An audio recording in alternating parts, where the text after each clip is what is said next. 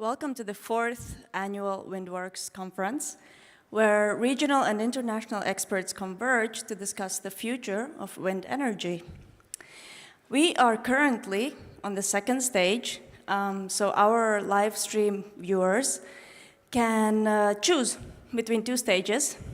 We have two panels, two live streams, and if you would like to change, follow our social media to know which discussion you want to watch. But for this stage, we are about to start our panel discussion. Let's design our auctions, shall we?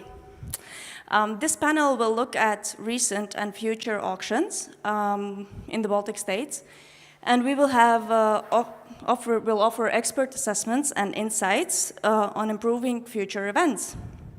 We'll also discuss the economic, environmental, and security aspects of these projects.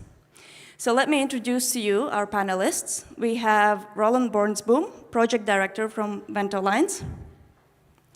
We will have Jeppe Johansen, Chief Advisor from Center for Global Cooperation, Danish Energy Agency. We'll have Erik Pietsch, from Managing Director from Kongsheim. We'll have Andrus Zavatskis, member of the Management Board from Utilitas Wind. And, of course, our moderator, Reinis Aboltiņš, who is the Energy Market Analyst, Public Utilities Commission of Latvia. Reinis, with this, the floor is yours. The floor is mine indeed. Thank you, Magda, for this lovely introduction. And, to begin with, I think it might make sense if I give each of you a minute or two just to present who you really do represent. Otherwise, it might be confusing hearing some things from you. But please, gentlemen, go ahead. Andrus, maybe we begin with your end and just very briefly introduce the company and what are the aspirations, why you're here, in fact. Yeah, hello from my side as well. So Utilitas Wind is a wind energy producer and a developer based in Tallinn, headquartering in Tallinn, having also branches in Latvia and Lithuania. So we are the biggest wind energy producer in Latvia and biggest renewable energy producer in Estonia. Historically, Utilitas has been a district heating company, where is now just a little bit more than 4 years ago started to develop also the wind part. So. Thank you, Roland. Go ahead. Good afternoon. My name is Roland Bornsboom. I represent Ventolines. Ventolines is very much a Dutch company, integrated service provider, who the last couple of years has expanded internationally. So we now do work in the US, Australia, Estonia, Latvia, and Sweden. So we're branching out international, trying to export the experience we built up in Holland. Erik.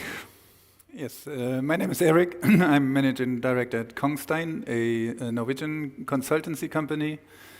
I formerly worked for a developer, so also consulting developers, mainly in offshore wind maritime assignments, including the offshore auction systems. In particular, we have worked a lot in Norway with the current auction systems that is yet not set in stone, so I know a lot of the discussions ongoing. Thank you. And last but definitely not least, Jeppe. Thank you very much. I'm Jeppe Johansen, representing the Danish Energy Agency. So we are, as it says, an agency, an authority doing the implementation of the legislation from the Ministry of Energy, Climate and Utilities. And I'm part of as mentioned, a center of global cooperation. We have a center in the DEA of around 100 people dealing with partnerships with up to 24 different countries. And I'm project managing the offshore wind area between Denmark and the Baltic countries. Fascinating indeed. Now we know who we have on the stage and what interests we have represented here. So there are two consultants, one enterprise specifically developing wind energy or aspiring to develop offshore wind as well. And last but not least, definitely we have sort of a, not exactly a government, but still government perspective on that. So it should be quite a balanced conversation here. Magda began with asking, well, saying basically, let's design our auction, shall we? And I think we should definitely say that we shall, indeed. So the trick is here. What is the answer to this question? What sort of, how does this auction look like? What is the ideal auction? And do we have a model ideal auction at all? Does this animal exist at all? Indeed. And there are so many aspects that, that can be put into the auction, and the presence of some aspects or lack of some aspects can scare away those who are two consultants may be willing to consult, or our enterprise which may not be willing anymore to take part in an auction. But for this, we have probably, well, we have definitely have time to go into some detail and nitty-gritty of judging from our experience and from experience of others. So there is nothing better than mistakes that others have made to learn from. So it's normal to make mistakes. Just it's also good to make the correct conclusions from the mistakes and do the right learning. So I'll kick off the discussion with a question to any one of you who would like to answer first. So one of the main questions is, shall an auction, or generally government's approach to providing space for companies and investors to invest in wind offshore, especially offshore wind development, is it, shall it be centralized or decentralized? Shall it be top bottom or bottom up, so-called the centralized or government approach, or the merchant approach or open door approach, where the commercial entities are invited to take the initiative and do the things which are relevant for offshore wind development? Who would be willing to kick off this discussion? Centralized versus... Okay, Roland, go ahead. Okay, I think in Holland we tried both. And one bitterly failed, and the other one was very successful. So I think for me the answer is quite trivial. When we had a real open door system where developers could try and get a permit, try and get a grid connection, and try and get a site, we had many attempts which actually failed, and only very few for small wind farms were successful. And I think at some stage the centralized authorities said, well, we can't grow at a pace that is required for the energy system if we keep going with a failure ratio which is so high. So then the centralized approach came up. We called it a roadmap, started in 2013, and it was mentioned by the energy envoy from the Netherlands this morning in his speech. So that was in 2013. And a pitch was made, let's make sure that we first characterize the sites, we get the data, we then organize through the TSO grid access, and we auction only permitted and connectable sites, so to speak. And that system was highly successful, and Holland at least has decided to continue that and actually scale it up as well. So 5 successful tenders were there, and the 6th one is currently under evaluation for 4 gigawatt. Eric, want to add to that? I already see that you already comment. Yes, thank you very much. It's a good insight on the Dutch viewpoint and experience. I'm not too sure whether in an unmatured market, the centralized system will really satisfy the requirements of any developers that are experienced in the offshore wind. So I believe it need to be a two-step approach where, first of all, the experience from the developers are brought into, meaning the requirements on all the early investigations and all the settings, because we also have seen that in the Netherlands and Germany, where I'm from, that it takes a while for authorities to understand, to ramp up resources, to get the knowledge. It's a totally, at least in Germany, something that no government authority has worked before. So either you really train your government staff and do a very thorough investigation up front, meeting the requirements of the industry, or you first let the experienced developer do so. there need to be some acceleration measurements, I do agree. So it cannot take a long time as we had those days. But there's a mechanism to go. Right. Andrus, you want, Jeppe. Andrus, I wanted to turn to you. All right, so Utilitas has intentions, right? So, and we have the only experience that we have, or almost only experience that we have, is the onshore auctioning, right? Onshore auctions in the Baltic states, except for, well, we know one particular attempt which we can learn from. So, all right, so do you think the centralized approach is still flying, or shall we rely on the experience that Eric and Roland referred to? Probably more Eric rather than Roland. In that sense, I totally agree with Eric. So I think that, of course, both systems have their own pros and cons. So yeah, I agree. So we definitely see that if we're talking about offshore, then we see that developing offshore is especially in the market which is not mature for it. So it takes a long time. And then also if the state or the officials start to develop it, so it's also they have to follow the state procurement law. It takes much more time. Even if we see that in Estonia, for example, currently there are 3 first wave projects. One development of the first one started in 2009. The second one started in 2015, and the third one started in 2021. And all of them are in a similar stage currently. The first one was started to develop by the public company. The second one was started. The second and third were private companies. So it takes time, of course. For the public company, this was a state-owned utility. Basically, of course, there was no legal framework, and there were lots of challenges that it has been developed together with the process. So. Okay, so learning by doing in a way. Learning by doing, okay. Yes. Jeppe, you have a unique experience, formerly on the industry side, now on the government side. Do you think there's a good mixture that we can find? There's no doubt that Denmark has had quite a lot of experience with both systems, both the centralized model, but also the open door. And the initial thoughts about the open door was that, if the industry wanted to develop offshore wind without subsidy, go do. I mean, that's fine. Let's support that. However, things changed. Offshore wind became much cheaper. We saw from the Thor auction that now the state can actually earn a lot of money on it. So suddenly the entire game changed a lot.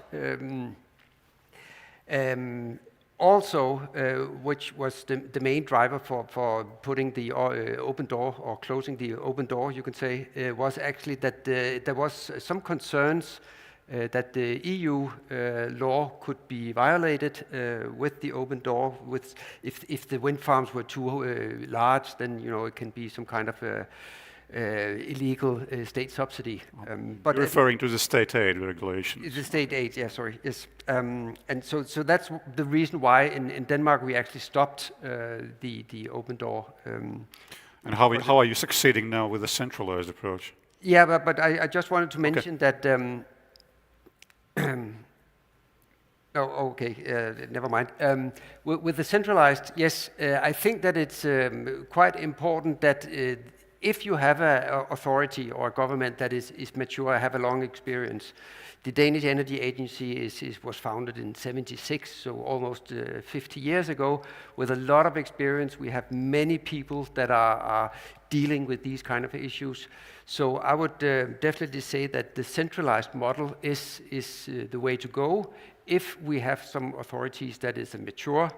In case of small markets, it's case of immature political authorities, then it might be a good idea to have the bottom-up approach in order to speed up things. Yes, indeed. There's such an organization called Wind Europe, and allegedly it encompasses those interests which are represented in the EU member states and beyond in Europe, which operate in the wind power development. So this organization founded, not founded, but published a policy paper, or basically industry position paper rather, in September last year on key elements of offshore wind auction design. And surprisingly, it also refers to the centralized approach as the one which might be the one to go to, and regardless of whether the market is mature or immature. But leaving at the same time this open door approach open for certain cases like power to X projects, where, or in a way, quote unquote, auxiliary businesses which come together as a hybrid model for power production development. Would you say that let's not carve it into stone that we go only centralized, but leave some space for industry flexibility as well? Any one of you? Maybe Eric or Roland. Shall we consider hybrid models as something viable? I think it's very regional to be seen. To look into the market, again, viewpoint from a developer's perspective is you need a real strong framework conditions to make such investments. And one of those requirements also when talking centralized or non-centralized is you need a very quick realization of your project and secure realization. So you usually, as a developer, want to hold the loops of your. It's basically about the timeline, right? Keeping the timeline tight and not really relaxing too much, and not allowing big gaps time-wise in the implementation, or drawing up an auction and then between the auctioning and implementation. And as far as I understand, I think it was Eric, you also mentioned that there should probably be there should be a project pipeline in a way, right? Ready, so that there is no cyclical. The issue of the cyclical approach, where you have ups and downs, and during those downs, simply a whole ecosystem of companies which support the industry simply disappear because they have nothing to do at that time. Yeah, I agree. We have experienced that in Germany. Entire industries have gone down. So we called it was a lack in the portfolio and the pipeline of construction over some years that has destroyed the industry and made many of the companies bankrupt. It's now ramping up again, but on a very high cost. So whenever there is, in particular, in new or unmatured markets, there's developers coming and investing, they need a project pipeline. It's not a one-off project, and that need to be made sure, because you need to set up the regionality, you need to make up your own infrastructure. It's something, and then of course you need to accelerate the process, because the money that you have then already reserved is costing a lot. So it's a lot about financing as well. Okay. Right, Roland, go ahead. To answer your question around, say, central or bottom-up or hybrid, I think the recent example, I think it came in the news, but probably was already known by others, but not by myself, in Denmark, where you have a, call it centralized approach of a certain volume, but a big permission for overplanting that gives the developer the freedom to actually do a portion centralized, which is, if you like, regulated for the overall supply demand of the electricity system. But on top of that, an additional substantial amount, which can be utilized for power to X or anything else. So I think that is a nice example of a hybrid. If you leave it, say, all bottom up, I don't think you will get the system going, but it does depend if you look from a country view or from an individual project view, so a mini scale or macro scale. There's one comment I would like to make when I hear the argument that the regulatory framework is too immature. I hear a lot also on this conference and many years before, it's all about connectivity, collaboration, and sharing. So a reason, well, our regulator doesn't know yet, I don't think that holds as an argument, because the knowledge is there. And if the willingness to cooperate is there, the knowledge is very much open to be shared. So I think with the right people advising, helping regulators who are so in a less mature market, like currently in the Baltic states, I think if they're willing to learn, the knowledge is there. So I don't think inexperience in itself should be a reason to go open door. Andrus, from industry's perspective.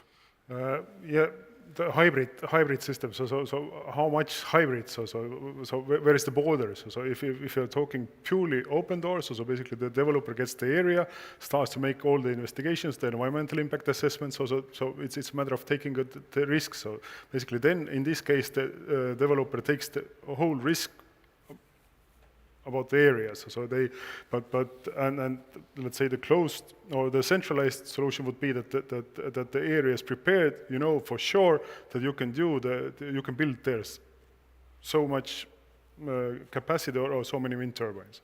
But the hybrids, so where to draw the border? So is it after the environmental impact assessment is done that you have the you know that, okay, from the environmental side you can build the turbines there, but still you have to carry out the geophysics or geotechnical investigations, and then you are still not there is no guarantee that you can build the turbines there. So. All right. Yes. I don't know if Jeppe wants to Yeah, comment on that. I mean, first of all, I want to say that the Danish tenders that were announced on Monday, and the tender conditions, they were released yesterday morning, so I haven't actually downloaded them yet, so it's brand new. That it is a centralized model. It's just including the flexibility of overplanting. That's just to make that clear. But in case you don't have it, I definitely see that a hybrid model could be of value in case you have a centralized model on a minimum capacity or guaranteed grid connection or whatever, and then it's up to the bidder itself, the developer, if they want to add either on top of that or a PTX offshore platform or something like that. So that would definitely be possible. Yeah. Great. A notion of risk management or de-risking pops up at some point. Inevitably, definitely. And the word de-risking basically is one of the most commonly used now, especially if we speak about offshore wind power developments. And there are many elements to this de-risking. One element of de-risking means that if we go centralized, of course, we have to be clear that the ones who manage the process are able to have there's a know-how and knowledge and simply human capacity to deal with all the demand and all the processes from the administrative point of view. But there are other aspects as well, like, for example, we all know that over the last few years, unfortunately, the LCOE, the levelized cost of electricity, has increased to a certain extent, shall I say, for offshore wind. It used to be rather low. It was going down until 2020, roughly, 2021 perhaps. And then we know what happened and all the hully-gully which happened. So given this rise in LCOE, it seems that industry is not anymore so happy about non-support environment, and rather is looking for some sort of additional benefits, like certificates for difference, for example, as a guarantee that they might be earning sufficient money to cover the investment costs. How relevant is this in your opinion right now, Andrus? Yeah, first of all, I wouldn't say that only offshore LCOE has increased, so onshore as well, so because the materials or the turbines are more the same. So you use the metals there, use the it's the workforce is there. So all the prices have increased. So we have seen the price increase of onshore turbines around 20% compared to 2019, for example. So, then I wouldn't call it actually a support mechanism or support. So it's not a support. It's a guarantee mechanism rather than a support. So. It's to minimize the risks, right? Exactly. In the perception of Yes. the industry. Yes. All right. Yes. Roland, I think it's just a macroeconomic balance. I think the Excel sheet. the wind business is getting victim of its own success. The growth is so large that the supply chain can't keep up.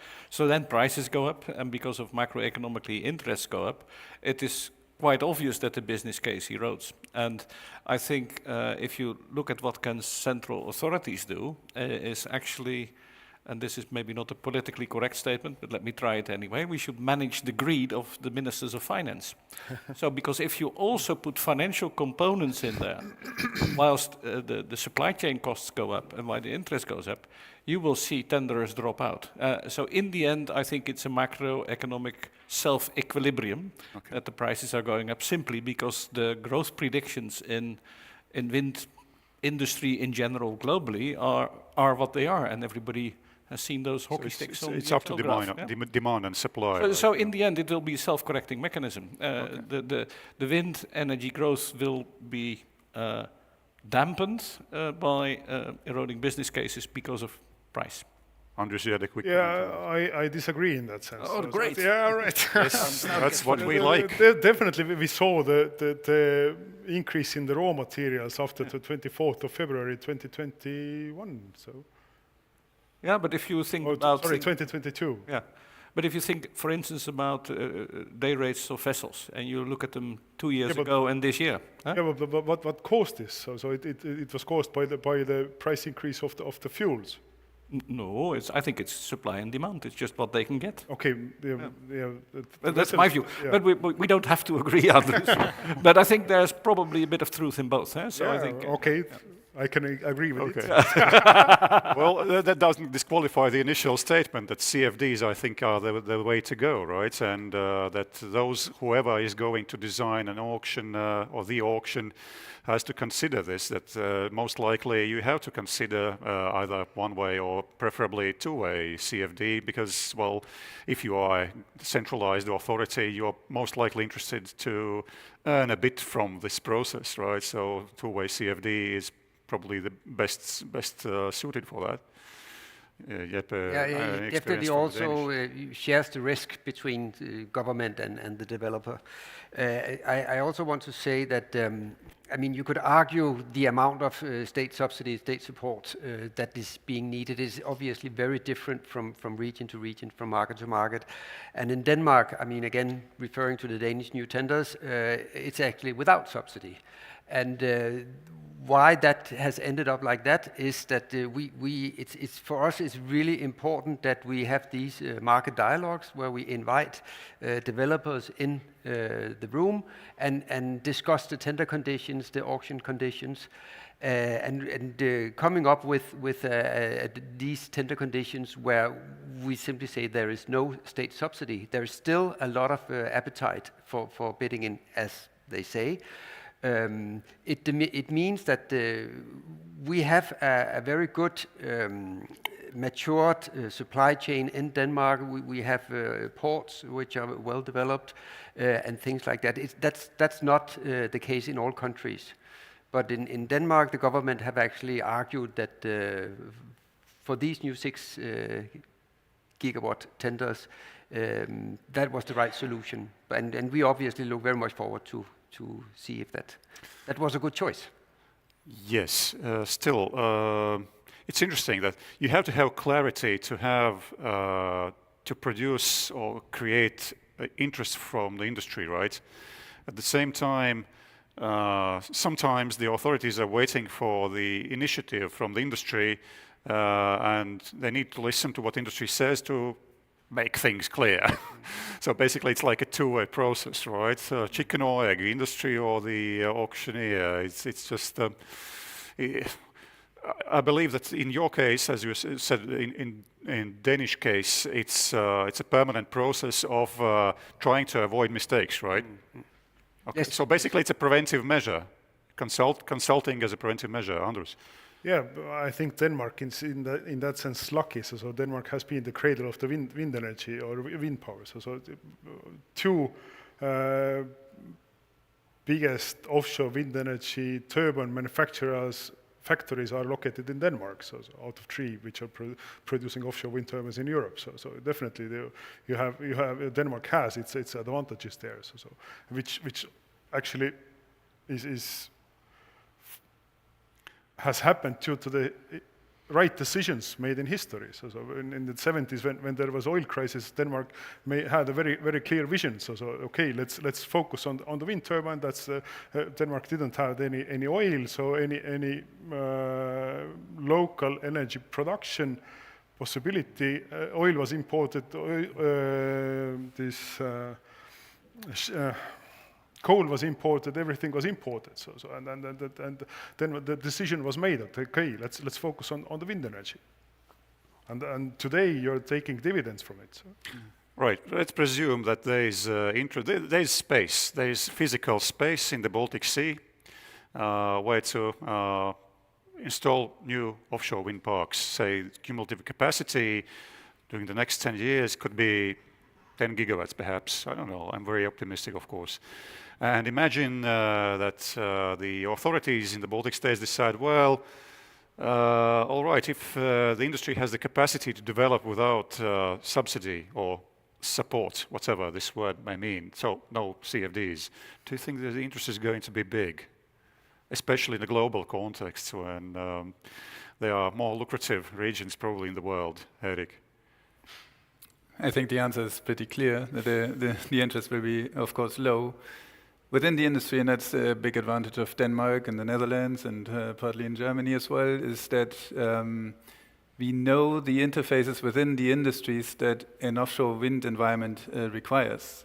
So you have experience in onshore wind and solar wind, which of course are interfaces in itself as well. But whenever it comes and goes offshore, it becomes a different dimension in terms of cost, in terms of planning, in terms of risk. There's authorities coming in, there's different tier 1, tier 2 suppliers coming in. And it's not regulated yet. If I may compare it a little bit from my viewpoint, you know probably a little bit better in oil and gas. In today's offshore wind contracts, there's no standards. And there's no standard of interfaces from one supplier to the other supplier. And that makes it really, really difficult to really cater and mitigate these risks. And oil and gas has, over a long period, if you talk in oil and gas, they know exactly what is pre-feed, what is feed, where does one process ends and where's the next step coming in. It's very matured compared to offshore wind. And even in Germany, I see, I'm working for different developers, all contracts types are being made differently. A brief technical comments. We might have a moment for a few questions at the very end of the session. I think there's going to be a microphone available to the audience. But thank you, Erik, for that comment. But I am looking, while we were talking, I was looking at Roland. Roland, if you would have to say which are the key aspects when we speak about de-risking investment in offshore wind, I think developers... Give us a few examples. Yeah, so developers can take risk, that's not a problem. The issue is who controls the risk. So it's about control, it's not about risk. And as long as the long-term vision is stable, then a developer can prepare to mitigate those risks. As long as the question that you started with, is there going to be a CFD, yay or nay? As long as that hangs open in the air, nothing will really move. Either it is yes or it is no. And I think one aspect that we haven't mentioned yet is that because of the investments of the scale that they are, all these developers will need some level of financing. It will not come from the equity books. And banks, by design, are risk averse and they need stability. They need predictability of a minimum floor income stream. So I think without CFD, there will be no large material offshore wind farms here. And then you can play with the one-sided or the two-sided coin in terms of the CFD mechanisms. But your question was, will there be an offshore wind industry without CFD? I think the answer is no. Yeah. And it's just a matter of risk and control, plus equity funding, so the financiability of the development. So, all right, so we agree, I think, on this panel that CFDs, one way or the other, the nitty-gritty can be worked out, but CFDs is almost like a must.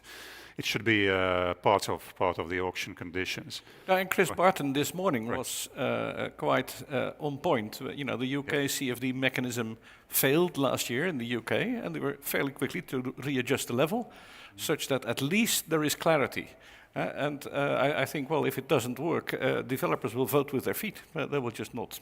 During the backstage discussions we had just before the panel, I think we mentioned, we referred to a situation where the word vague or vagueness is being used, and we were laughing out and saying, well, the factor of vague, that is, vagueness in this probably is the worst thing that you can have, right? Exactly. Just decide something and let the market respond in the right way. So let's decide on something, even if that involves certain mistakes, but let's learn from that. And okay, it's better than have vagueness for too long a time. I believe so, yeah. Okay, right. So, right, there is another interesting aspect when we speak about auctions and auction design. It's been discussed quite a lot in the industry itself of the importance of what is the importance of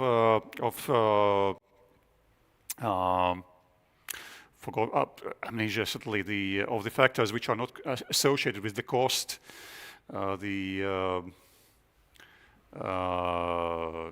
social aspects, environmental aspects, others which are not directly related to the Excel table that you present, for example, to the banks. Should those non-cost factors also be included in auctions? What is the experience, perhaps? I don't know. You might have had some thinking about this. Jeppe, want to comment? Yeah, I can start. There is, I mean, traditionally there was a price-only award criteria, and there has been a lot of analysis whether a non-price criteria should be part of the evaluation. And I know that especially the Dutch has a good experience by including non-price criteria, evaluation criteria, like environmental protection or local content or other different types. Again, in Denmark, we have also spent quite a lot of time in discussing how can those be formulated, and in our opinion, it is rather difficult to evaluate on, you know, how can we compare social responsibility with the amount of recyclable blades, and so it's going to be a little difficult to make a scoring system that can do that. So again, the new 6 gigawatt Danish tenders, it's a price only. We do not have any non-price evaluation criteria. However, the minimum requirements that has to be fulfilled by the developers have been squeezed up, more strict.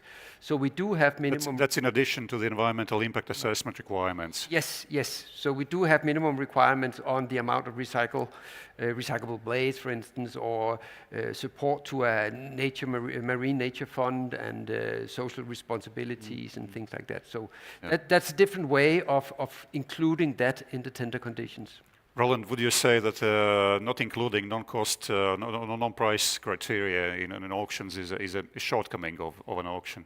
Well, shortcoming, I think there's more roads to Rome, so to speak, but I would respond to the concern that I understand that Jeppe just voiced about how objective is the evaluation of non-price criteria, and that was also for the Dutch Enterprise Agency a serious concern. So what they did is they actually spelled out and publicized the evaluation matrix that you would normally do in any contract you let, with very explicit categories of points to earn on all kind of aspects. I think about 50% was financial, and the other 50% was a whole range of non-financial criteria. Was spelled out. The experts that evaluate those bids are sort of screened carefully for full independence, no ties to any other companies. And I think the model of success is that ever since that RVO, on behalf of Economic Affairs, led a contract, actually there was never a successful appeal to the mechanism. So one or two appeals were tried and they all failed because the system was quite robust. So there is a track record and an auditable transparency around how you evaluate. So I think it can be done, but it does require, I would say, strong preparation and a full transparency up front so that people know where and how they can score their points. And the spin-off was that both on the ecology side, the latest one is a project called EcoWende. There was a whole array of environmental improvement initiatives which then stimulate that innovation. And another system was around system integration. How do you get floating solar, hydrogen, those type of aspects weighing into the benefit of the industry as a whole. So some of those aspects are for instance, Hollandse Kust Noord is another 750 megawatt project. They have an obligation to develop a little bit of electrolysis, small scale, to demonstrate offshore. They have a floating solar panel. They have all kind of things like that. And actually that does stimulate the innovation of the sector. So it's not to the benefit or the bottom line in Excel of that project, but it is to the benefit of the sector. So that's why, but of course I'm biased because I know that system best, but I do believe it has been fruitful. Eric, I see you're ready to comment on that as well. Thank you. I also like the approach of having some kind of a beauty contest, as we called it those days when the Dutch introduced it. It does make it sometimes difficult for evaluation.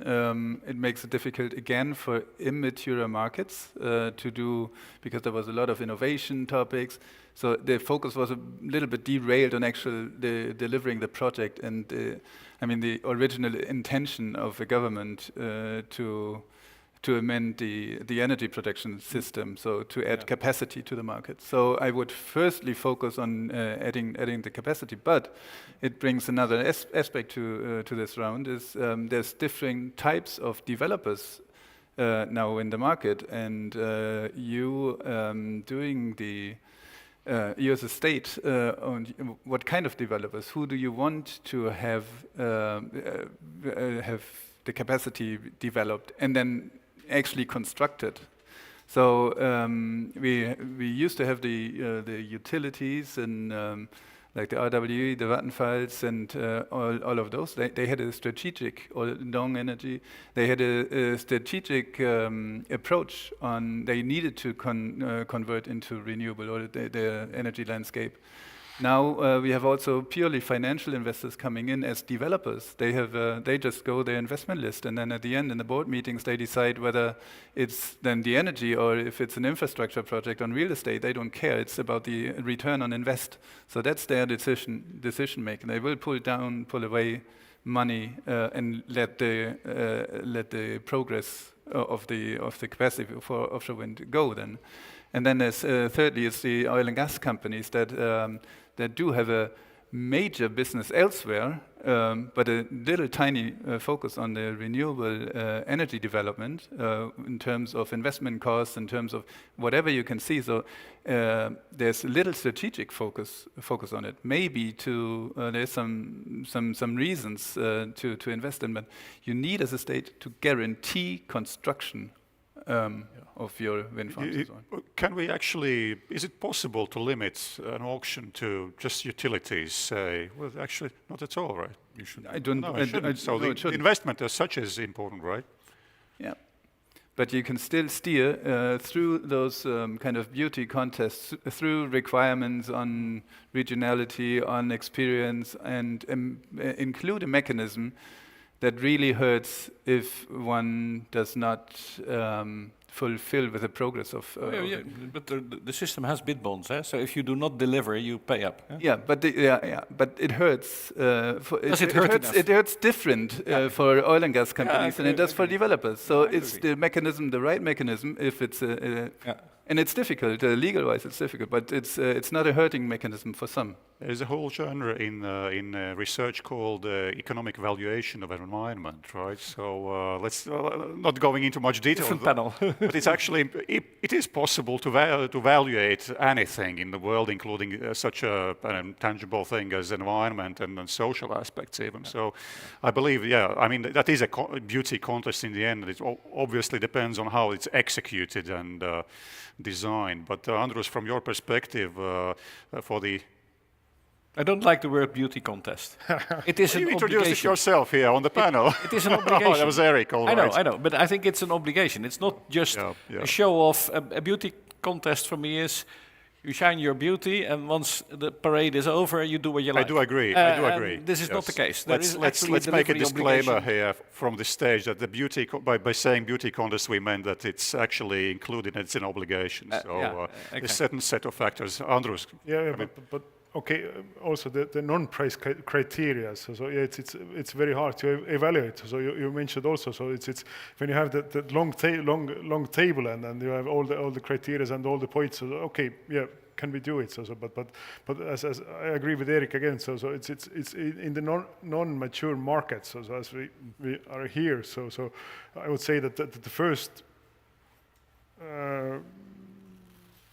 goal would be to install additional power, to produce additional electricity, especially when we see that all of those countries are in a way in a deficit. So, and then to evaluate those, okay, definitely all of the Baltic countries would like to have some kind of the local content on the offshore. So yeah, but how do you evaluate? So which especially or then you have to define very clearly what kind of criteria or what kind of non-price criteria you have to have in this offers. I like the balance in the discussion. If you look back to 10 years in Holland, the first 2 out of the 5 projects in the so-called roadmap of 10 years were one-sided SDE only. So they were financial only. So the Borstelen 1 and 2 and the Borstelen 3 4 was just, if you like, almost a closed envelope SDE price or CFD price, a different name of the same system.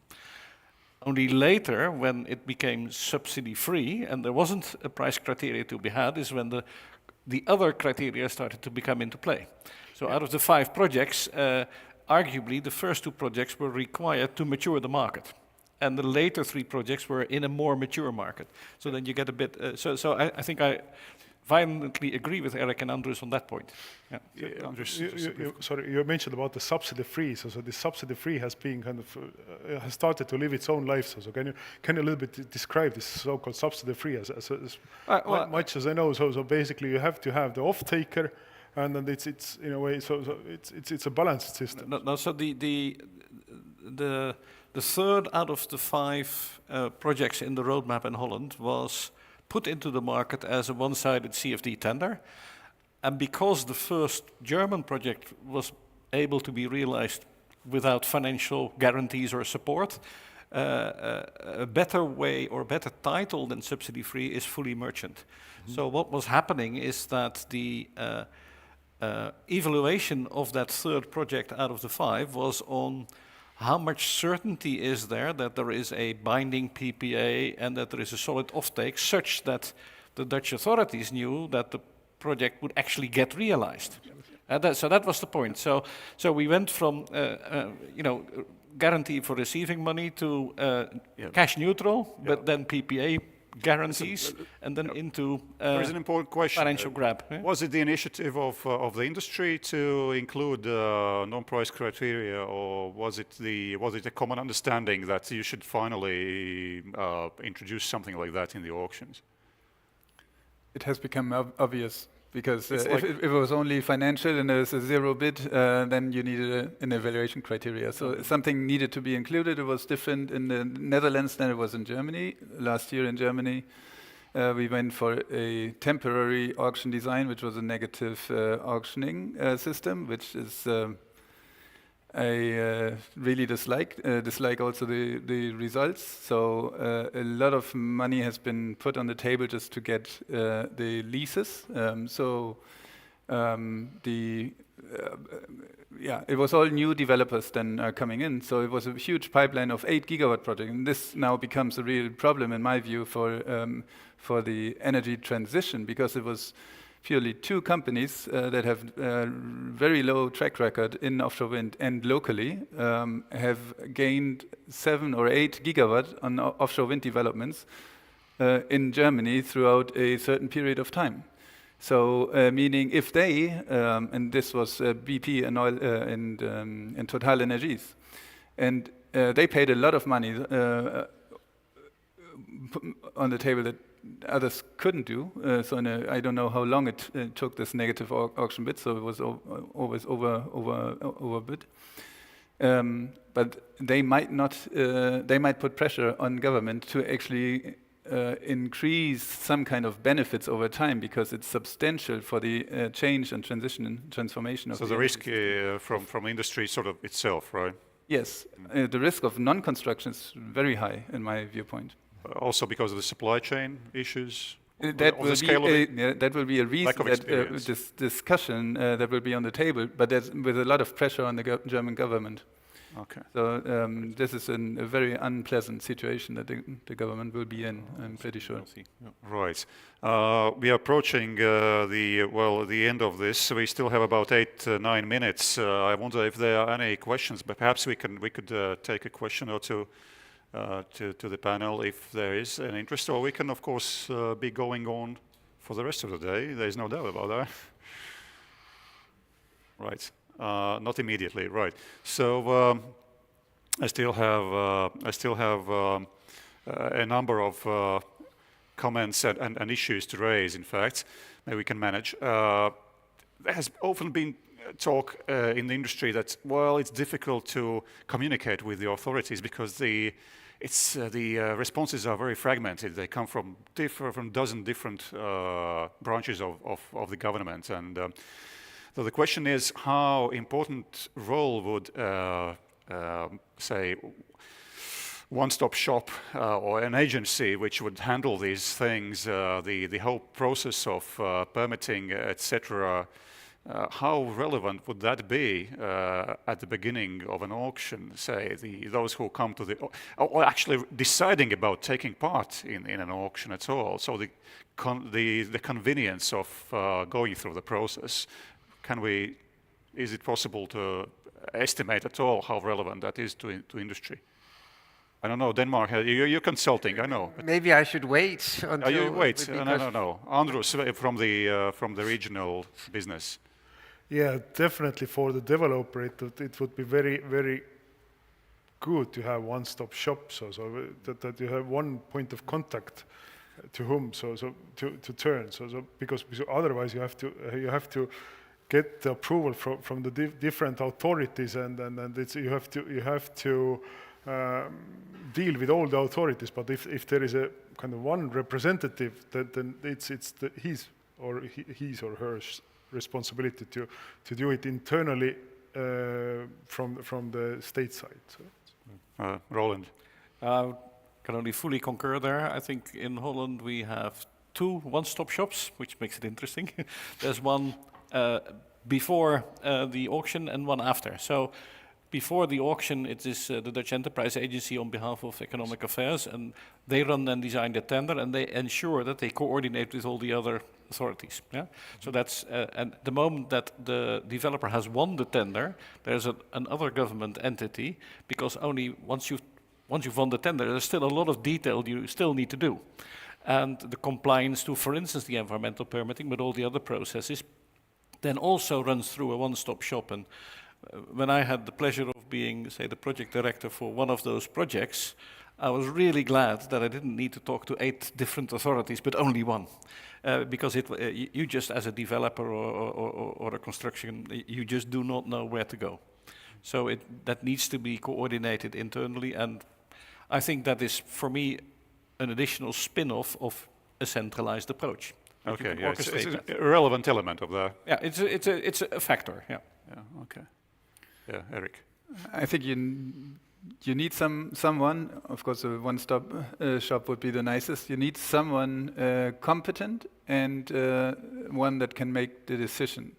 If you compare the picture, there's experienced developers talking to authorities that have never dealt with such assignments and projects, they will back up. If I was in the situation as an official, I would say, I'm sorry, I don't know if I can permit and grant the permit right now. I need to go back and talk and ask different parties within my organization. It will take a while, but you need decision makers. And if it's one or two, it doesn't matter, but it's the people that really can move. That has been a real problem in Germany. So the bottleneck was the permitting for over long period. Thierry from Magnetis, he mentioned that earlier as well. German government top down has pushed the authorities to come to a common way ahead. Right, Jeppe, and now it's your time. Thank you very much, because it's easy to be the last one here, because it seems to be quite a consensus. I understood so. But I mean, I think it's very important to say that obviously, if we let's say we start with a maritime spatial plan that have selected the sites, then there will be, as you also mentioned, whether it's 1, 2, or 3 one-stop shops. There's obviously, for different phases of a project, we need a one place that take responsibility of, in the beginning, putting the license for pre-site investigation. That's one thing. Then we have the auctions. We need a license for construction. Again, you mentioned 8 authorities. I know in some markets it can be up to 20 different stakeholders that we have to coordinate with. It definitely is much more efficient if you have one authority that is responsible for that. The last example is the license to produce power. Again, new stakeholders to be addressed, and again, here a one-stop shop can be a good idea. So yeah, I can only encourage immature markets to start looking into a system, an organization that introduces a one-stop shop, and we are happy to support, of course. Right, so it's an important point that immature markets are specifically the place where to have one-stop shop. It makes sense, right? So it encourages potential developers to actually consider taking part in the auction. So the question to the answer to the question is yes, one-stop shop is relevant when deciding, obviously. Right. We're closing on our time, but I still want to very briefly jump back to this issue of a pipeline of projects. Obviously, to kick off something, I'll begin with in a different way. It's bad not to have any example or pilot project at all. So potential developers will see there is no experience here in this market. It's too small market. Let's skip this market. Let's go to Southeast Asia, right? There's plenty of wind and clarity, so no vagueness. Then would you say that it would make sense auctioning out, sort of making a pilot auction in a way, just to test the environment and see what sort of mistakes we do make during this case? Or shall authorities in the Baltic states go full-fledged ahead, full speed ahead and say, oh, we tender out 1.5 gigawatts at once, at one going? There's no resources for doing any trials. So there will be, it's only one go, and that's full throttle for an auctioning. We really need to take care, governments need to take care. There's a global demand, and we didn't even touch the supply chain and the risk. Not all of the projects will be delivered. So it will be a clear decision. We are, as consultants, we are evaluating the markets, and to be clear, Latvia is not one market that is on the highest attractiveness. We've seen that in Lithuania as well. There's not much interest.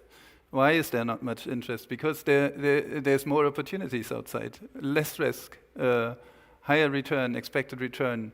Denmark, where we see even no subsidies, but still realization, because there's little risk. We know everything. Authorities is a big issue, even though we have a one-stop shop here in an unmatured market. It's really difficult to organize and empower all the people behind those organizations. So it's a global competition, and make sure that there's sufficient interest from the right investors to be in this market. Right. Jeppe, yes, so one last Yeah. comment and then wrap up. Yes, okay. I need simply just to say that it's extreme. I think also we have to tender out as soon as possible, fast. But the tender conditions have to be reviewed by the market. We have to invite the market in and look at the draft tender conditions, discuss, get some recommendations, make maybe even a market dialogue round 2. That's actually why we got delayed. We got some very constructive feedback from the market, and we tweaked the conditions a little bit. So it's very important to include the market in our market dialogue. Thank you. And one last thing, since we have to wrap up, I think I've been enjoying this, but if you would have to use 2 names that must-have factors in an auction to have at least a hope that developers might have interest, what would those 2 words be, or 2 short phrases, each of you? You can repeat. Okay, go ahead, just... Grid and permit. Grid and permits, okay. Jeppe? Mature authority. Good. Steady politics. Cash and more cash. Nice. And utilitas, Andrus? Clarity on the conditions. Clarity and conditions, all right. So the vague factor and the vogue factor as well, by the way. All right, gentlemen, thank you very much. Absolutely enjoyable discussion here with you, and let's hope that those who are viewing us also online and in the audience will definitely be able to filter out some nice takeaways from this experience.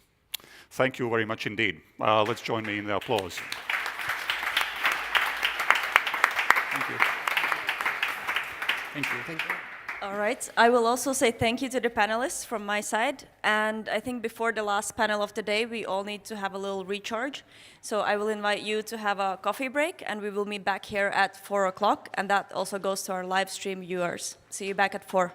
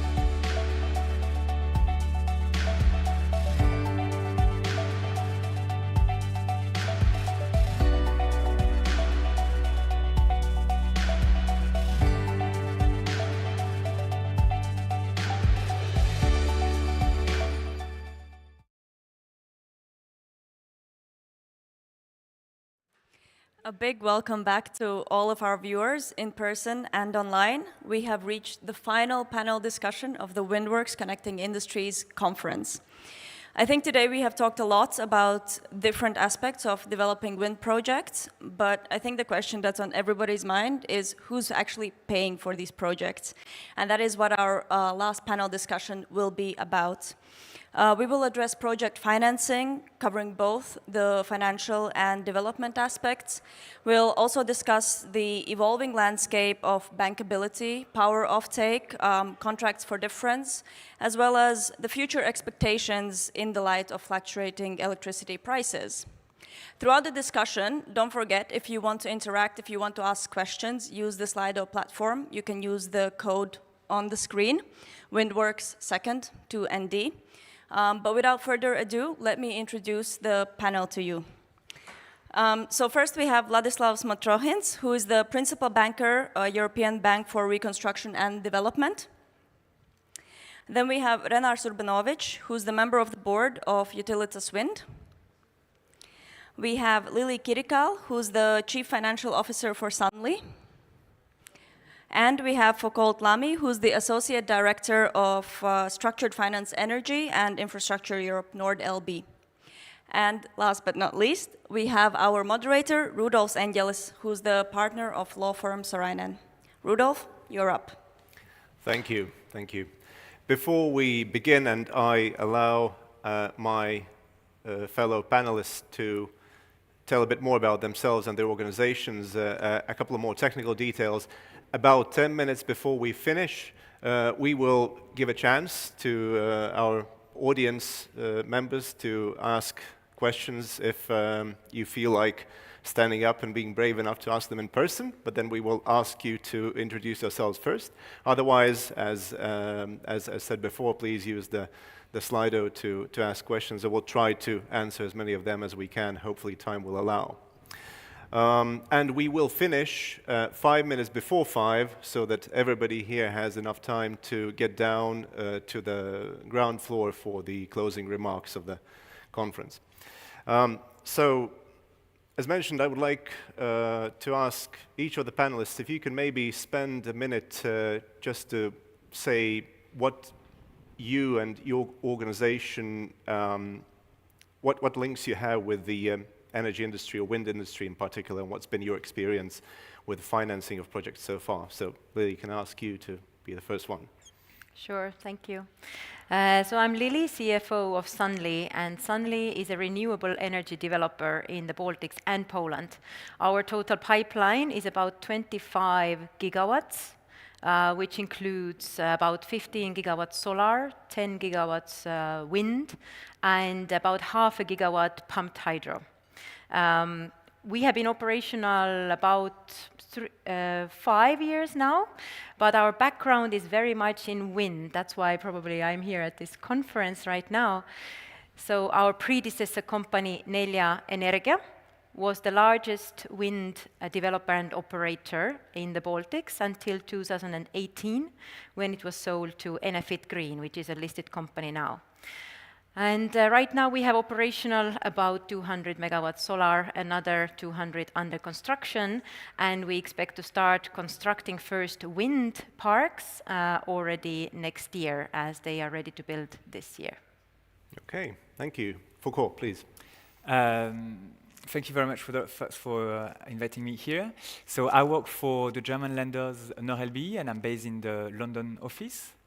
Why I'm in Riga is actually because NordLB, we have financed last month, it's very fresh news, the biggest onshore wind farm in the Baltics. So it's going to be operational in 2026 for 264 megawatts. So it's about 40 turbines.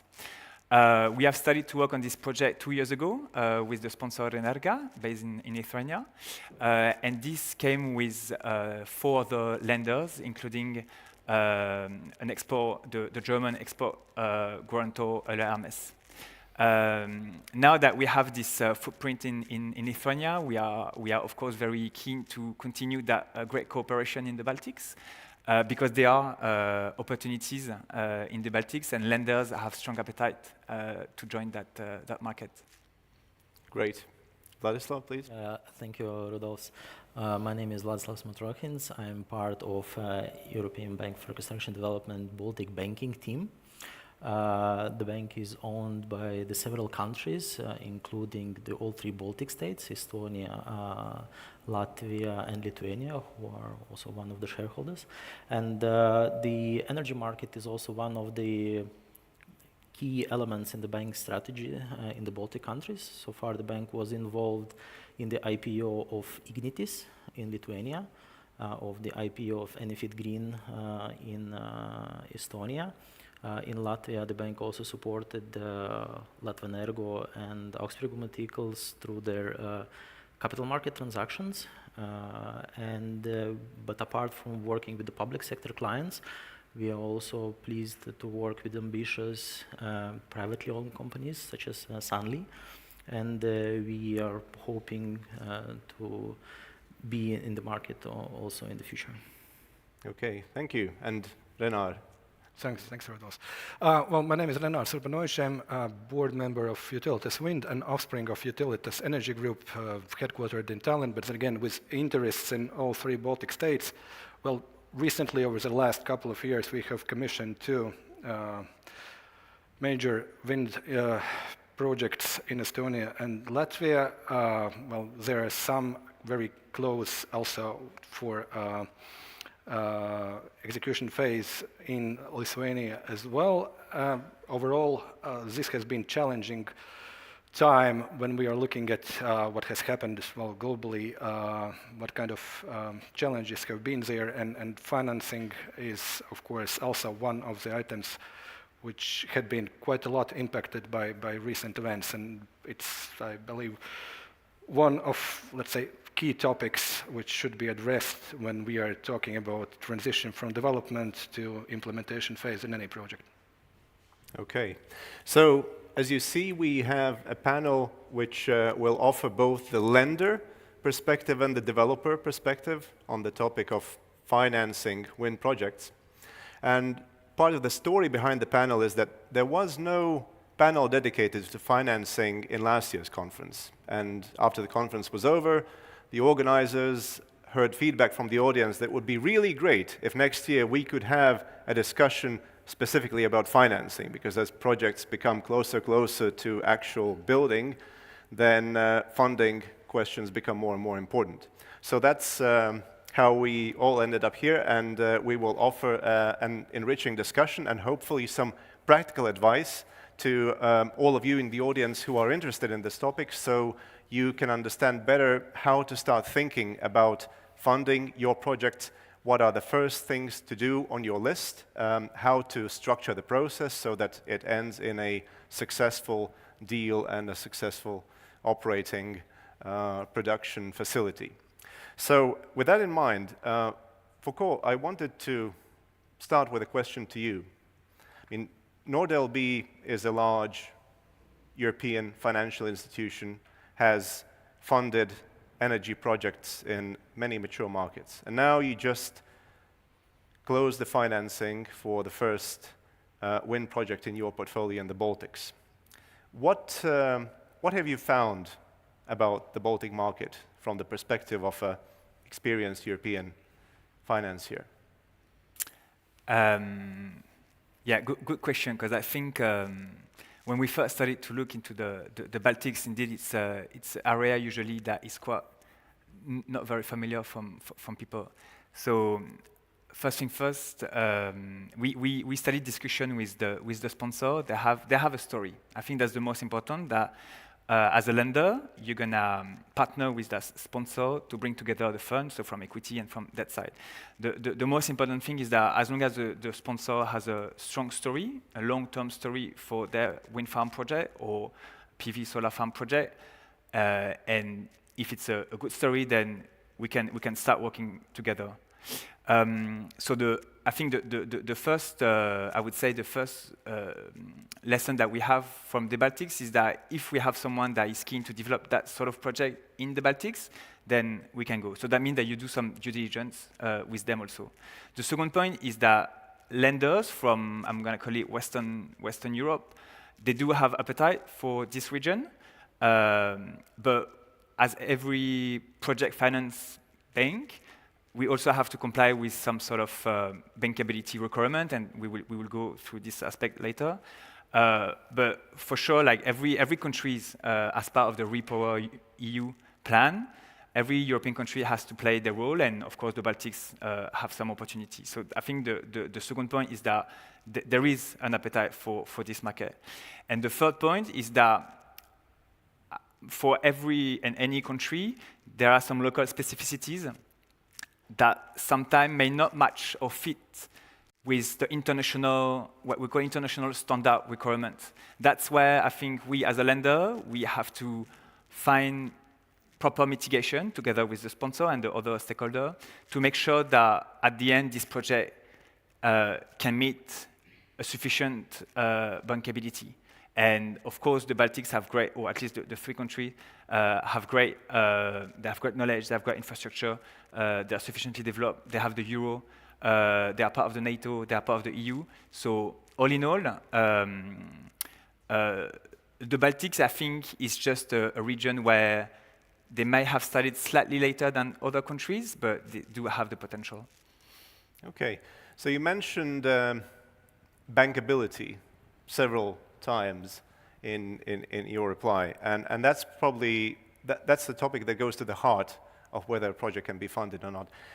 I will offer my quick definition of how I understand bankability. So I think it is, a project is bankable when the composition of project risks and the allocation of those risks between the parties in the project is such that the lender feels comfortable in giving the money for the development of that project, comfortable that the money will be repaid back. Okay, so Vladislav, can I ask you to maybe give an overview of how EBRD views bankability of energy projects, or wind projects in particular? What would be the key criteria that you would need to see in a project to consider it bankable?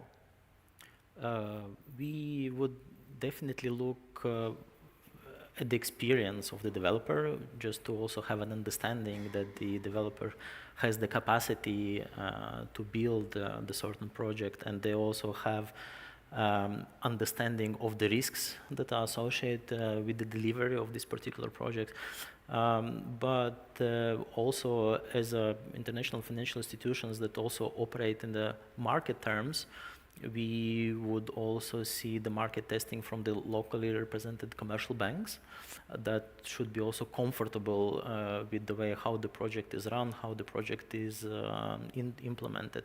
But maybe apart from the financial perspective, something that we see that the companies can do themselves in the projecting cash flows, and also having proper discussions on the financials, we see that it's also very important to assess the construction risks. Who would be the construction company, whether they have an experience in building the certain project to deliver it on time, so that also affects the financial performance also of the company, whether the company has secured the connectivity to the grid. So because we also see from the public domain that the interest to work in the renewable area is actually quite large, and the company of course may plan, but if they don't have a license to operate in it, it could delay the implementation also of the project.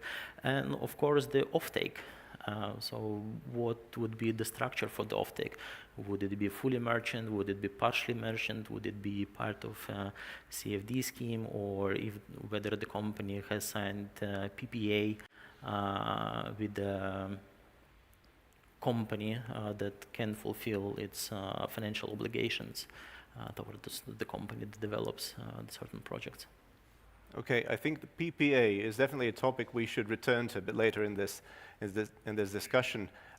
Foucault, having listened to what Vladislav described as EBRD's view on bankability, is there anything that you would add to that list from NordLB's perspective?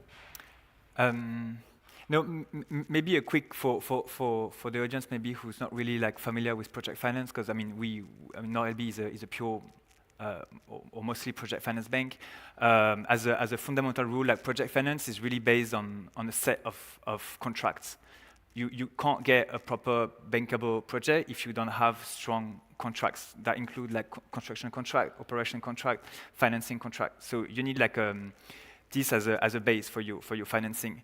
Secondly, as Vladislav said, like we need also very strong counterparties with experience, with credentials or precedents, and a good like credit-worthy situation.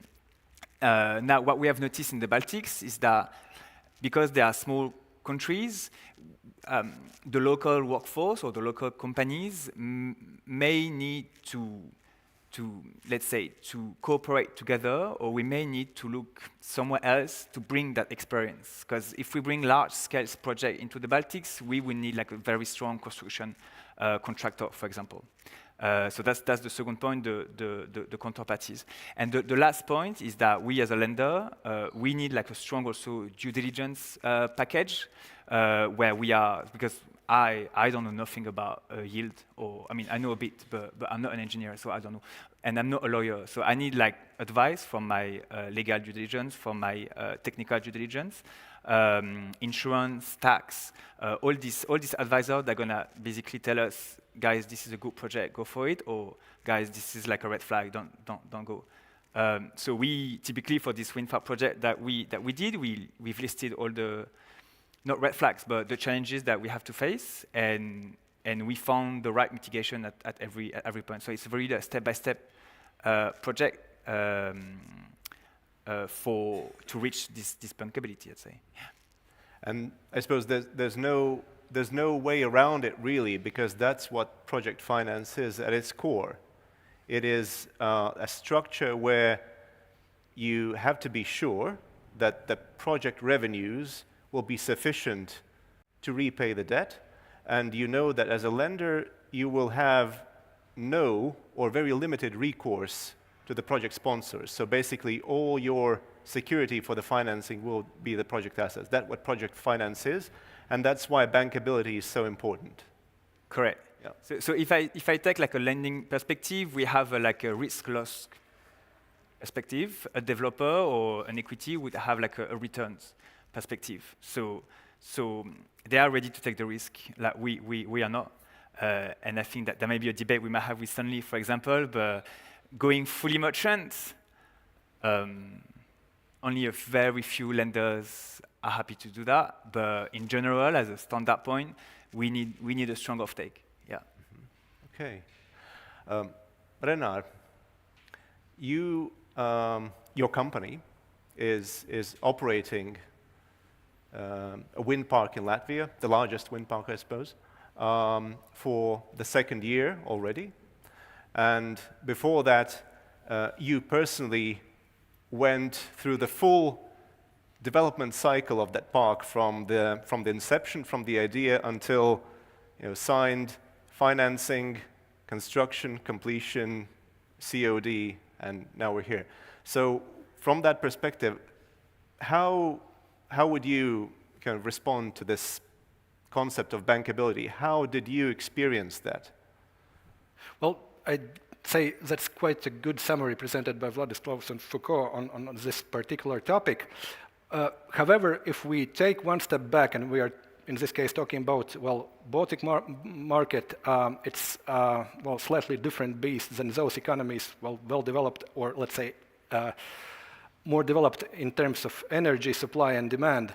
And here, well, if we are talking about Baltics, there are certain issues which, let's say, are treated a bit differently depending on your viewpoint. An old story comes to mind about, well, an elephant in a room and, well, let's say 3 wise men, visually impaired, coming in and well, touching the elephant, each grabbing another body part of elephant and expressing their thoughts what it is. So elephant in the room is bankability.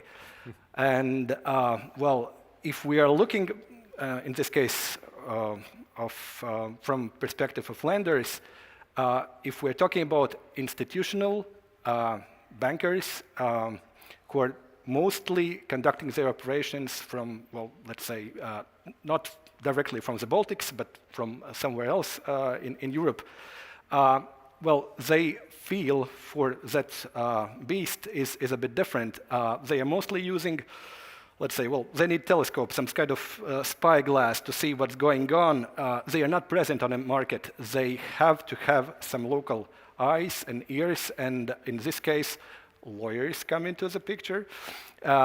They present their case to, well, the potential lenders, and essentially that's the glass through which lenders to some degree see the local situation.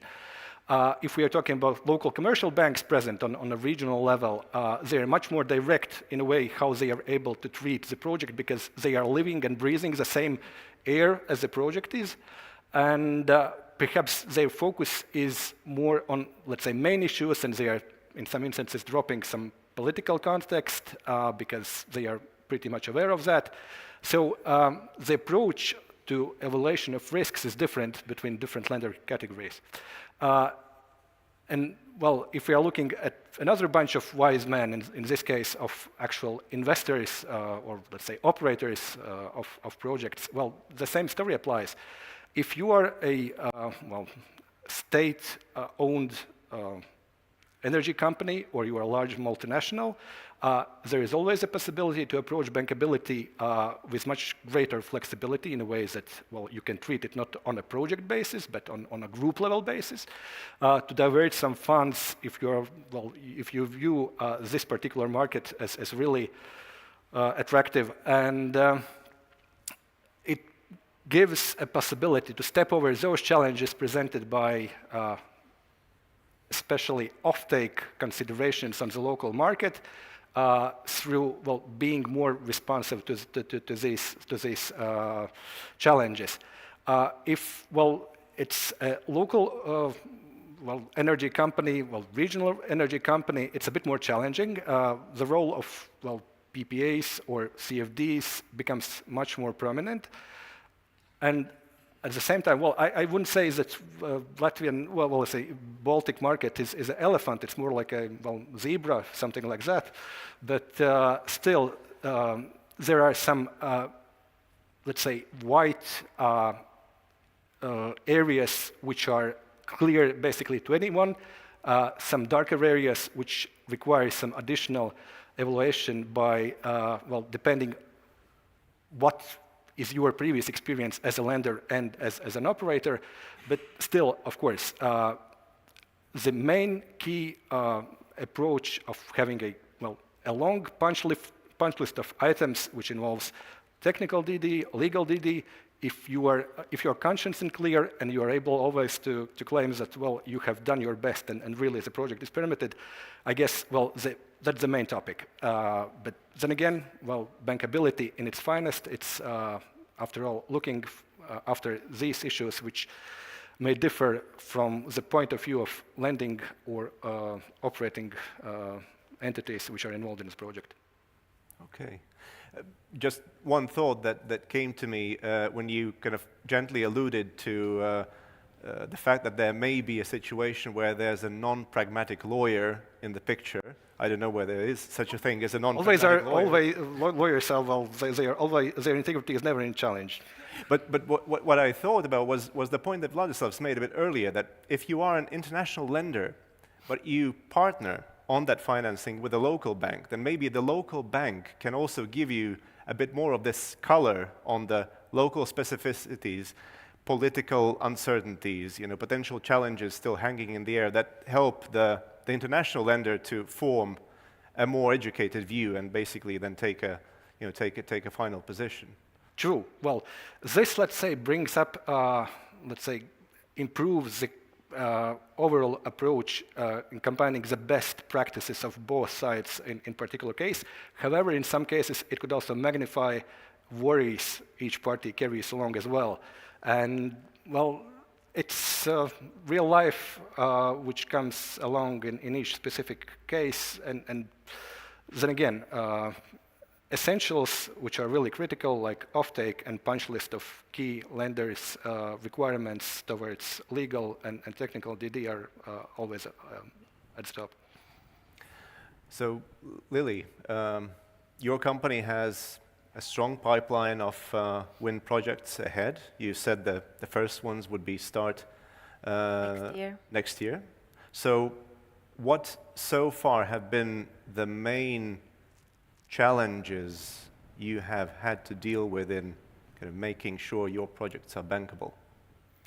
Yeah, let's face it, in the Baltics, the main challenge is revenue security, of course.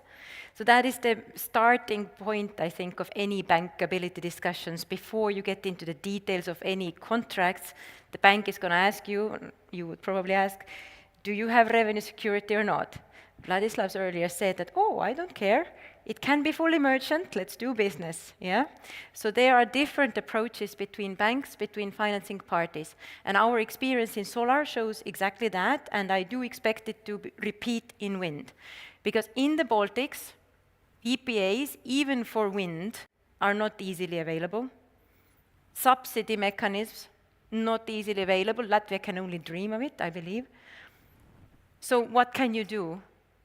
What can developers like ourselves do? We do merchant, yes? And I believe there will be quite a lot of merchant projects. But merchant projects need a very different approach to financing than secured projects. And in the past, when we have had subsidy mechanisms, we have gotten used to the way that revenue security projects are financed, and in the more mature markets as well. And what I want to say, just a few points about financing fully merchant, what are very important things to consider. First thing is flexibility, and the second thing is very long-term view. The way that we have worked out with commercial banks and international banks, the fully merchant financing, is that you have to consider the full lifetime of the asset, not just 5 to 7 years, which is the mini-perm approach that we saw in the past. So you have to size the debt and estimate that if things go wrong, you can service the debt over a much longer period of time. That is the first thinking. And the second thinking, which is maybe not popular to say out loud, but you have to think about flexibility, which means cash sweeps. This is the way to do merchant financing, because how do you manage this, that prices 1 year are super high, and the next year they're super low? You have to manage it somehow. And commercial banks versus, let's say, international credit funds, they have still a little bit different approach to that. Commercial banks still need some kind of fixed minimum repayments at least, but this is where the long-term perspective comes to play. So these minimum repayments should be scheduled according to a very long time, let's say 20 years. And then in order for the banks to get their money back actually faster, which is their goal, you need to have cash sweeps. They cannot be too high, because that will eat away your equity return, so then you can't do the project at all. So you have to talk to the banks, find a reasonable way to do it, but it also means, yes, the bank is taking some of the merchant risk, but then you have to think long term. So this is how we have been doing it, and I believe it's happening in the future as well. There is yet another alternative, which is fully cash sweeps only.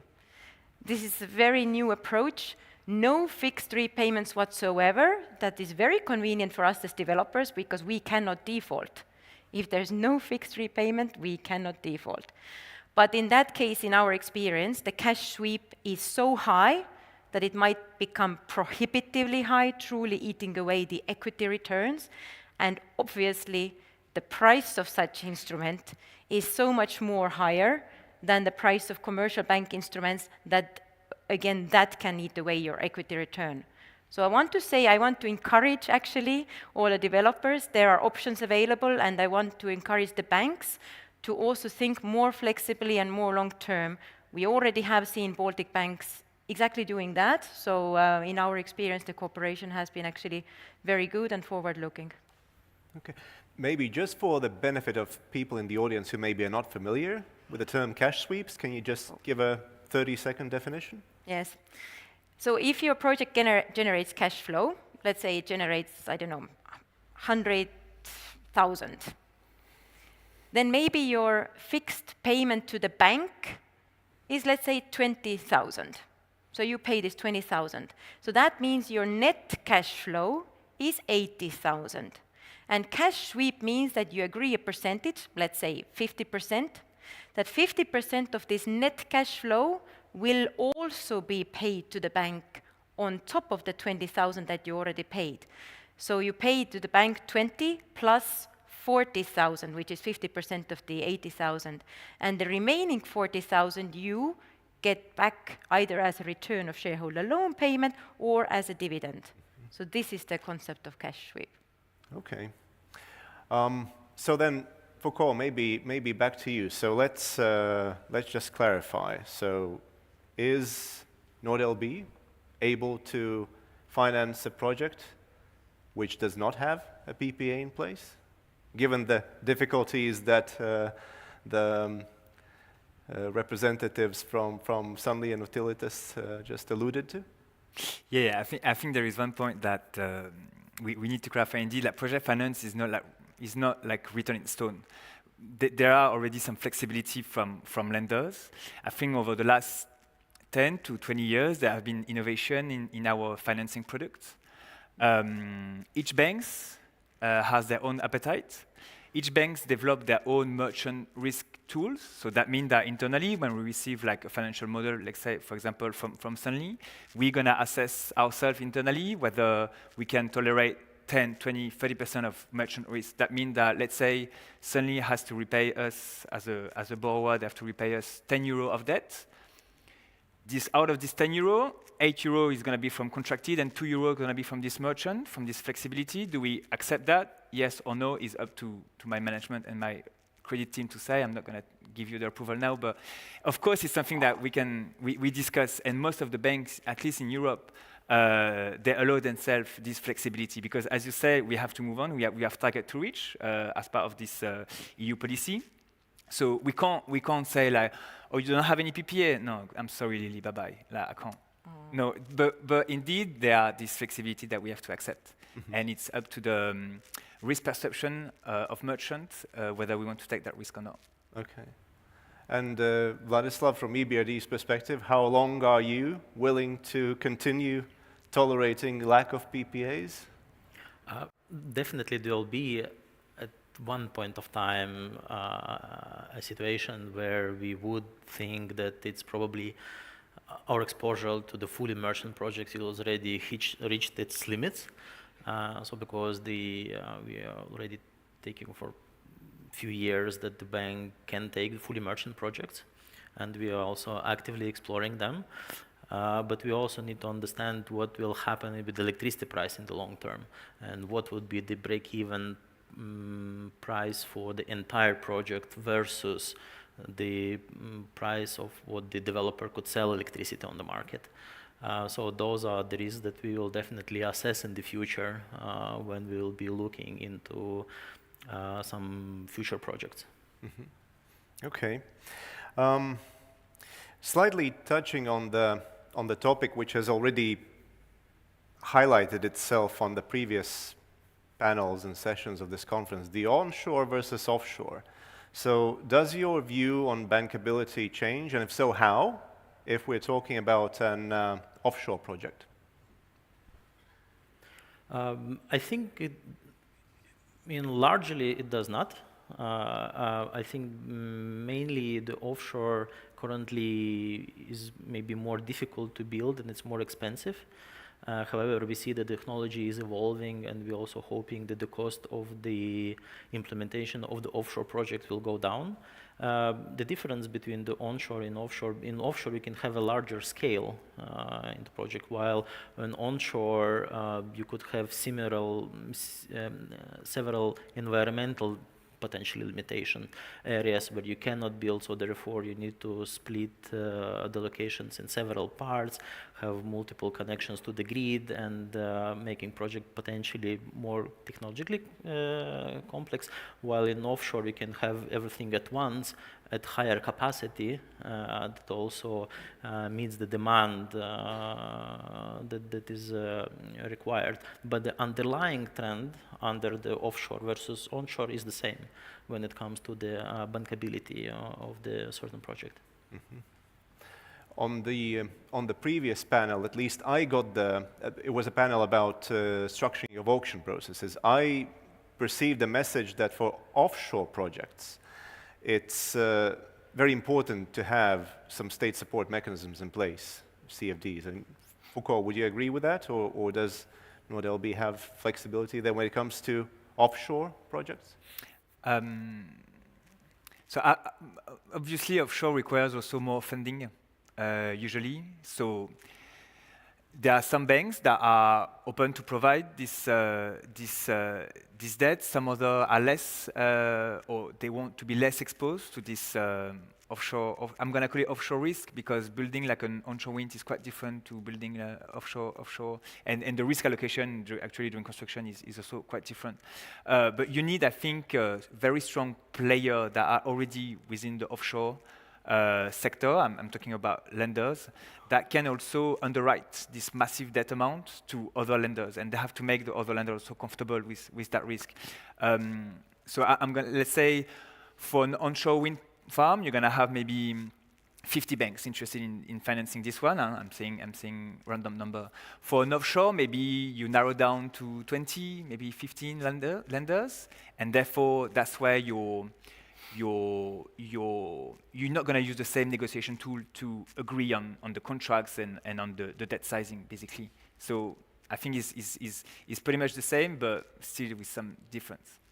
Okay. But maybe just one thing to add, that when the difference in the offshore versus onshore, the difference in the bankability aspects, because if on onshore we can do fully merchant, then when it comes to offshore, because of the huge scale and huge investments that are needed there, this is where we also see the importance of these CFD schemes, where the states are supporting the implementation of these energy transitions that are currently also happening in Baltic countries. Okay, so basically, if we kind of heard from the first panel, from the first session this morning, that Latvia is not yet kind of taken a certain position on the CFDs, and that means that offshore projects in Latvia are less likely to be successfully financed. In a such large scale, yes. Okay. Regarding scale itself, offshore itself was as a project size. If we are talking about Germany as an elephant, offshore is something that is challenging even for larger markets. For Baltic countries, where the size is, negligible compared to other countries, even onshore carries along similar market considerations as offshore in those more mature markets. So it's about market size and what you're adding actually to the existing portfolio of existing wind farms or PV farms. So it's all about, relative size as well. And in this case, CFDs is a bit of a solution as well for Baltics. Mm-hmm. Reno, I actually wanted to stay with you for a minute and tap into a bit more of your experience from the wind park that Utilities is currently operating. So what were for you the main sort of 1, 2, 3 challenges to get it across the finish line with the financiers?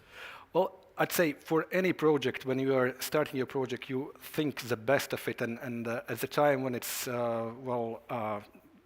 there with fully permitted status, you're always hopeful to get it financed over the course of the next half a year. This time passes, there are issues here and there. It's not in relation to the project itself, it's like, baby, it's perfect. But it's some other considerations, something there in the financial environment or political risks or something like that. And at some point you have to, technology changes, markets become different, and you have to update your projects at some point. So I guess one of the key issues when already starting working on any of projects in development phase is to look at their scalability and potential for any future adjustment if, let's say, you are not really successful with your first attempt of pushing it into construction phase and getting fully financed. On top of that, of course, it's also, being flexible in terms of working out solutions of where your equity comes from and how are you looking at your equity in terms of also attracting different types of financing institutions in your lending mix. Because once again, as I mentioned previously, their views differ depending on, let's say, or their position. Anything from minimum size down to need for local partner and so forth and so forth. It creates, also a need for your own flexibility in terms of how you are able to perhaps advance the project or perhaps look at sometimes things, when they are not looking good, you have to, consider some exit options and leave the project, even if you are still have feelings for it as a baby. Okay.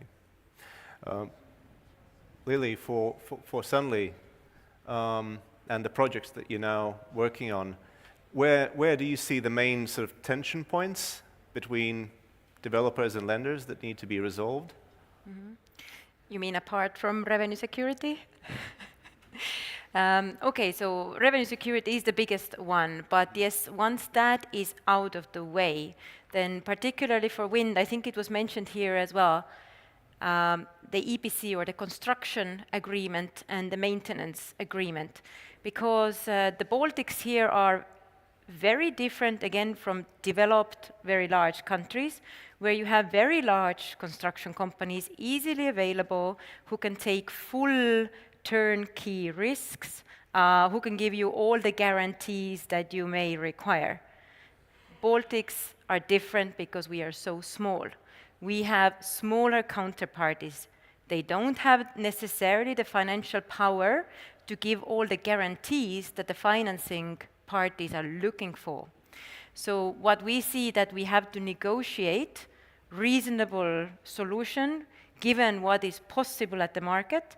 But here is exactly what I say applies what you said, that you have to see what works at the market and you can actually adjust. At least this has been our experience. I remember Nelja Energia times, it was like 10 years ago, let's say, when KfW IPEX Bank financed here, they also had to adjust compared to their normal templates and normal way of doing things. And one of the key things was exactly how to build, whether it's one single large contract or whether it consists of multiple contracts, what are the guarantees that can be given, and yes, what are the contracts after the construction. That is normally easier because you have turbine suppliers providing this. But these days, it's getting difficult because turbine suppliers are in difficulties. So that is yet another maybe newer risk area that has surfaced and needs to be resolved. So that's the second thing. And the third thing after revenue security and after construction agreements, I think it is, especially if it's international organization like, EBRD, I would say, these guys are probably, the worst with respect to the environmental concerns. I'm saying the worst in quotation marks. I mean, they are our dear investors, so thank you for that. But it has been quite a process of getting them on board, and I think for any developer, for getting a large financier on board. On ESG topics, and especially on the attention to environmental matters, you don't maybe even guess that what things you need to have in place on top of local minimum requirements, which you probably comply with anyway, but on top of that, what processes within your organization you need to have in place, what policies in your organization you need to have in place. So not doing right only this one project, but as an organization behaving in a responsible manner, thinking about ESG aspects much wider than even one single project. So that has been our experience. It has taken quite a while, and that's why our advice to all developers would be to start thinking about it much earlier than you think you need to think about it. So in our experience, that took 6 months to sort out with EBRD guys. Yeah. Okay. We have another 10 minutes left for this panel, so I'm going to now check whether anybody in the audience would like to ask any question, but because at least according to the app, there are no questions coming in virtually. If you do, please wave your hand, but I don't see any hands being waved. So everything is very clear so far. Thank you very much for delivering very to-the-point messages. Maybe it's a good time, Lily, to pick up on just where you left. So what are, based on your experience, what would be your advice in terms of what is the best practice that developers should follow in order to make sure they have structured processes? I mean, you said start early. Start much earlier than you think you need to start. I was just about to say I only have 2 words: start early. Because if you start early, then you can also get the financing parties a bit more used to, at least what are the conditions here, especially if they're foreign parties. What are the conditions in the Baltics? What is the situation with revenue security? What are the options that you have? And you get this know-how and understanding. What is it that the financing parties really need to have in place? And you can think of solutions, at least, even if you don't have them right now, so that you are not later on surprised, and then the project starts dragging 6 months, 12 months, 18 months, 2 years, if you are constantly surprised by what the financing parties are looking for. So start early. Maybe now, Foucault, to hear the lenders' side, what would you advise developers to do as best practice? Start early. Okay. The same. No, I think typically the lesson learned we've seen when we go to new markets is to allow the sponsor and the lenders like not a generous, but at least a timeline that has some buffer, so that if you say I'm going to close in 6 months, add 2 or 3 months. Because there are always like hiccups, there are always last-minute things that happens that you are not in control. Like you can have like a due diligence finding that happen, typically like an ENS point, for example. So in your general timeline of the project, and to reach like ready-to-build stage, get some buffer. The second advice would be get some in-house experience and knowledge. Get someone who has the legal knowledge of project finance, get someone who knows what to expect in terms of technical, get someone that knows the ENS requirement based on the Equator principle, all this IFS standard. This is quite important, so that you guys can start early indeed, and you can deliver to the lender like a starting package that is already quite advanced in terms of development stage. And the third one is, of course, like cooperation and communication between the sponsor and the lenders, because we as we do also a bit of debt advisory, so we have to advise the client, so the sponsor.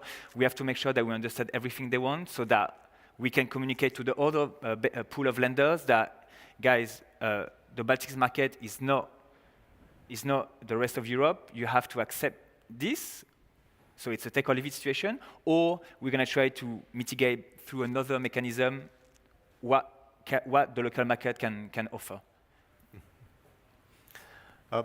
Vladislav, for those developers who unfortunately don't have a PPA and yet are not afraid of gold-plated environmental requirements, who might come to an institution such as yours, what would you advise them? And what's the benefit of maybe coming to EBRD instead of commercial lenders? Mm-hmm. Well, I think that Lily pointed it completely well, so she knows that quite well, that we always urge our potential clients to discuss the even indicative plans at the early stage, because we often see that the companies are trying to prepare as much as they can. They spend the money on due diligence, and then they are presenting as report, and they are confident that they have done everything right, but unfortunately, it's not necessarily always the case, because the details matters, and then we are sharing what would be our view of the project or what we would like to see in it, and then they need to get back to the drawing board and start everything from scratch. So starting early is essential in order to saving time and understand what would be potential way of financing the project, either with the financial institutions such as EBRD or with any commercial lender, what will work for them also in terms of their strategy. When it comes to the market possibilities, we should also keep in mind that the Baltic countries will disconnect from the BREL network potentially in 2025, and the Baltic countries will be synchronized with the EU. That all potentially opens possibilities for the developers on the other markets also to compete in the European market. So therefore, looking for contracts not only in the Baltic countries, but also beyond. So that's something that we see that some companies already understand, and some local developers are already looking for partners in Poland or in any other countries signing the cross-border PPA. So there is a potential, unutilized potential in the energy market. And I remember when we chatted before the conference about what we would want to address in this panel, you said if a developer comes to EBRD and EBRD sees that the project has potential, then the developer will get a good set of advice, free of charge. Basically, you will help them guide their thinking, make sure they don't go into the wrong direction. Yeah, so EBRD is operating in more than 30 countries, so and we have quite extensive experience not only in financing offshore, onshore, or solar projects. So we are happy to share what we think works for a certain region, what was our experience, what was the lesson learned, so that the company on the early stage can take into account what is necessary also for them. We, as a financial institution, of course, we are operating at the commercial terms together with the commercial banks. But as a development institution, we're also bringing larger tenors to the table. We are looking for more long-term relationships with the clients. So therefore, we are spending a lot of time in the beginning to understand what is the idea behind of the project, what is actually the company is planning to achieve, and help them structure it. And if they're happy, that we are more than happy to be their long-term partner. And Renar, we only have a few minutes left, so you will have the chance to close off this panel with, I know it's unfair to you because it's maybe difficult to add to the list that we've already heard, but any advice to developers? Well, in this case, summarizing those excellent points already provided, I would say for any project, definitely there is set of several items, both on legal matters and on technical matters, which essentially is something you cannot avoid to be done on a certain level of quality in order to meet bankability requirements. It's the flesh and blood of any project in development. So as long as you, get this done, putting on the right suit and making the right smile to attend any of lending parties later on, this can change, of course, depending on whom you visit, but at least get the backbone of your project right, get financials and commercial side and technical side of your project right, and this will definitely help you with completing this development phase and launching project into fully financed phase later on with lenders. Well, there could hardly be a better way to summarize what we've discussed. So, audience, I would like to ask you to join me in thanking our excellent panelists who shared their experience with us today. Thank you.